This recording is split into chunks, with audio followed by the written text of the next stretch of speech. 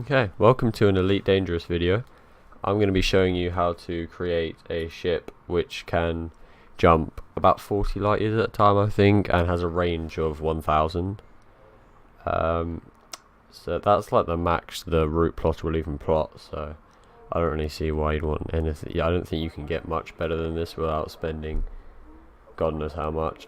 This whole thing you probably need about 7 million, I think. In total, so I'm using the Diamondback Explorer for this.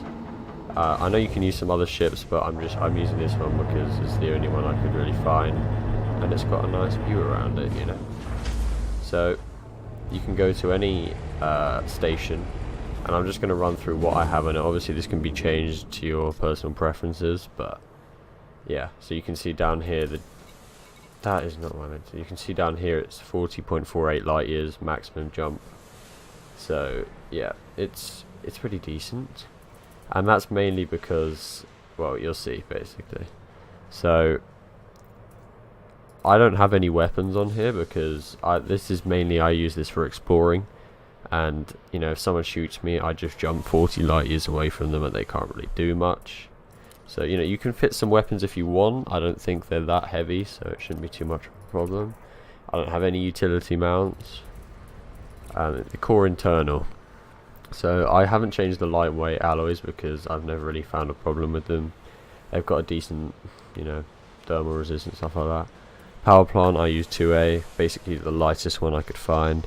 You'll find a lot of the stuff on the ship is just the lightest one I could find, because the lighter it is, the further it will jump.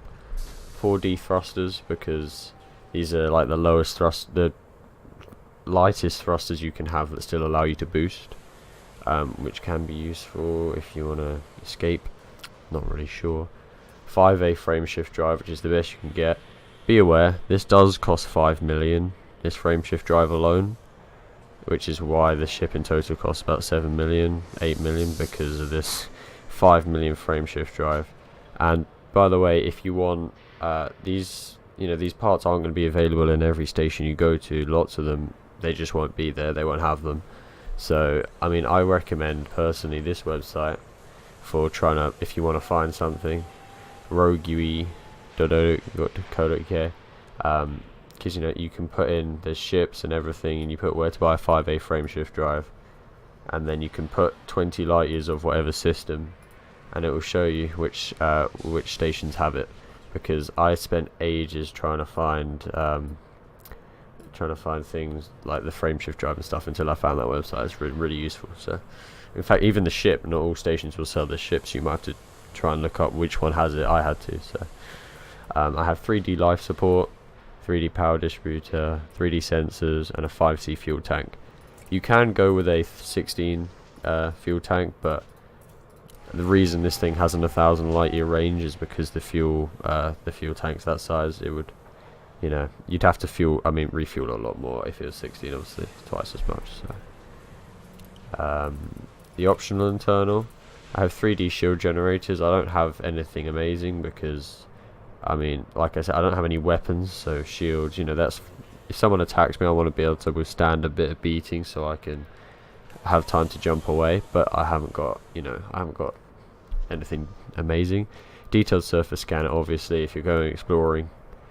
The fuel scoop, if you don't know what that is, the way you can like kind of orbit a star, and it will just scoop up fuel. I don't really know what to tell you. This is really good. So this is the 3A, which is the best I could get at the time.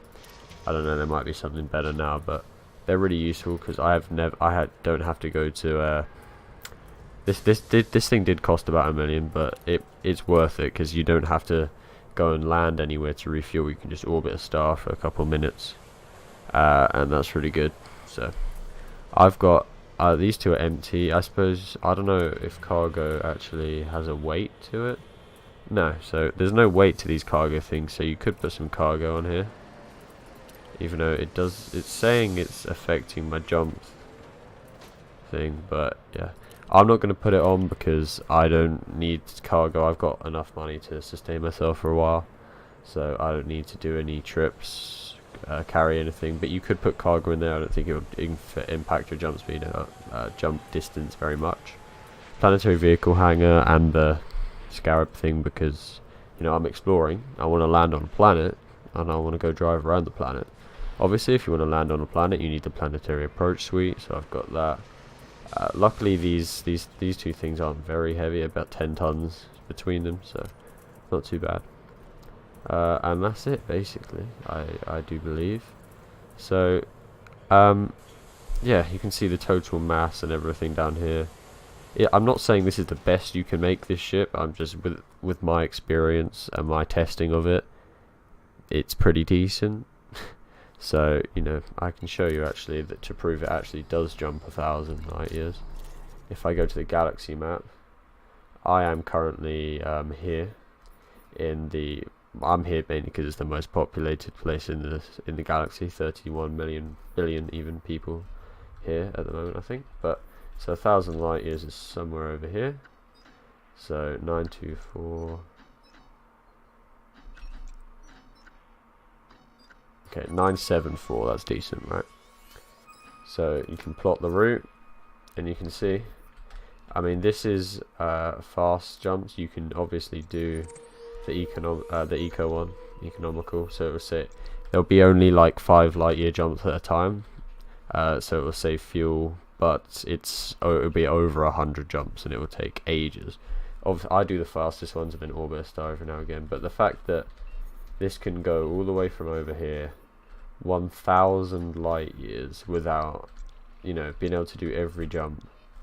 And if you, I'm not sure, I've never done an eco route 1,000 light years, but I have done one with the fastest route, and it took me about half an hour real time to go 1,000 light years. Isn't too bad. I mean, it's still quite a way off the black hole if you for some reason want to go there, but it's pretty decent. So, you know, let me know if you found anything better, but you know, I think this is pretty decent. So if you enjoyed, leave a like, subscribe if it helped you out. Thanks for watching.